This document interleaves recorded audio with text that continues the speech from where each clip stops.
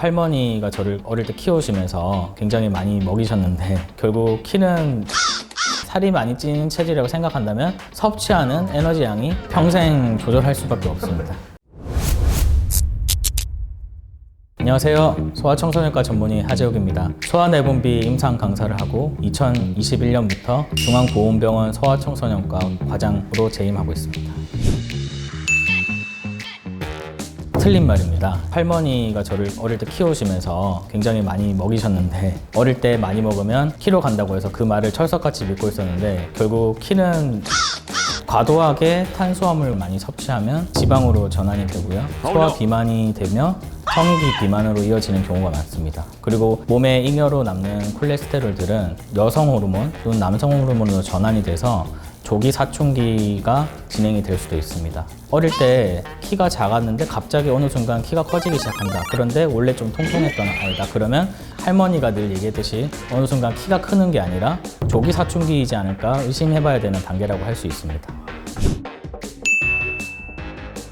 남달리 좀 많이 먹고 살이 찌는 그런 아이들을 얘기하는 건데요. 부모의 유전자 이런 것보다는 사회 환경적인 요인들이 많은 요인을 차지한다고 할 수 있고요. 징후성 비만, 병적인 비만이 원인이 있는 경우도 있습니다. 그래서 이제 진료를 볼 때 징후성 비만인지 먼저 감별 진단을 하고 가족과 함께 사회 환경적인 측면에서 문제가 없는지 상담을 받아줘야 됩니다.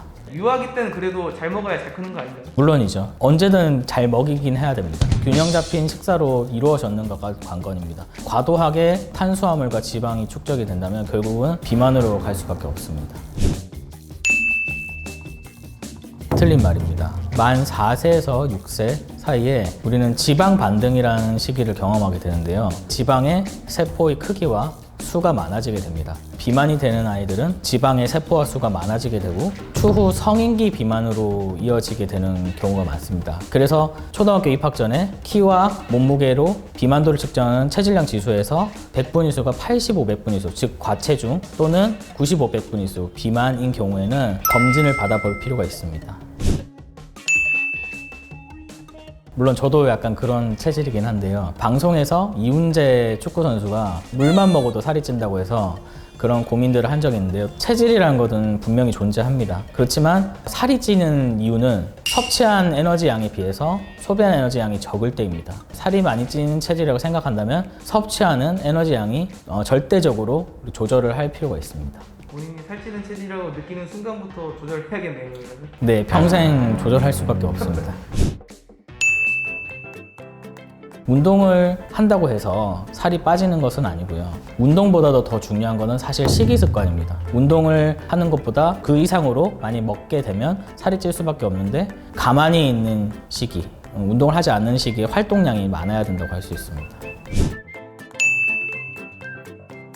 식이요법을 어떻게 하느냐에 따라 다른데 칼로리를 과도하게 제한한다든지 아침을 먹지 않는지 이런 좋지 않은 식습관으로 우리 식이 조절을 한다면 큰 문제가 될 수도 있습니다. 과도하게 영양 섭취를 적게 한다든지 하면 병이 생길 수도 있고 영양학적으로 봤을 때도 키가 작아질 수밖에 없습니다. 선생님은 이제 너무 어릴 때부터 식이요법을 하는 거에 대해서는 반대 입장이신가요? 찬성 입장이신가요? 최소한 성장판이 닫힐 때까지는 충분히 영양 섭취를 잘 해야 한다고 생각합니다.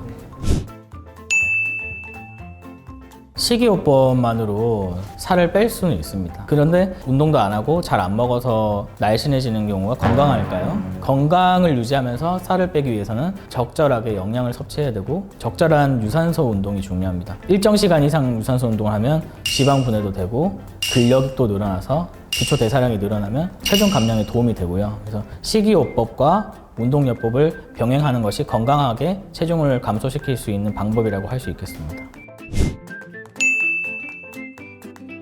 성조숙증은 정의상으로 여자는 만 8세 이전에 가슴 발달을 보이는 경우, 남자는 만 9세 이전에 고환 발달을 보이는 경우를 말하고요. 요즘에 특히 소화 비만이 많아지면서 성조숙증이 많이 늘어났습니다. 집안에서 생활하다 보니까 훨씬 더 많이 먹게 되고 소비를 적게 하게 되니까 그만큼 몸에 지방이 많아지게 되고 소화 비만과 성조숙증이 연고를 한 게 있는데 첫 번째로 비만인 경우, 두 번째로는 최근의 체중 증가, 이 두 가지가 소화 비만이 성조숙증으로 진행하는 데 있어서 아주 중요한 역할을 한다고 할 수 있습니다. 아닙니다. 관련이 굉장히 많습니다. 최근에 연구들이 그런 것들을 말해주고 있는데요. 결국 비만이라는 것은 우리 몸에서 인슐린 저항성이 올라간 상태를 얘기합니다. 같은 양의 영양분을 체내에 보내주기 위해서 더 많은 인슐린이 필요해지는 게 바로 인슐린 저항성인데, 비만일 때 이것이 증가하게 되고요. 소아청소년기에는 생리적으로 인슐린 저항성이 증가되는데, 이 시기에 비만이 된다면 굉장히 인슐린 저항성이 높아지면서 소아청소년기에 B형 당뇨가 찾아올 수도 있습니다. 이 밖에도 지방간, 간에서 나타나는 인슐린 저항성이고, 지방간이 심해서 고지혈증이 나타나는 경우가 있습니다. 몸 안에 돌아다니는 과도한 콜레스테롤이 혈관벽에 침착이 될 수가 있고, 이게 시간이 지나서 결국 혈관벽이 두꺼워지고, 혈관벽이 두꺼워지면서 어디를 막거나 혈관벽 탄력이 좀 떨어지게 된다면 고혈압이 같이 발생할 수밖에 없는데요. 소아 시기에 이런 합병증들이 나타나기 시작한다면 기대 여명, 건강 수명이 훨씬 많이 줄어들게 돼서 결국 굉장히 큰 문제가 아니라고 할 수 없습니다.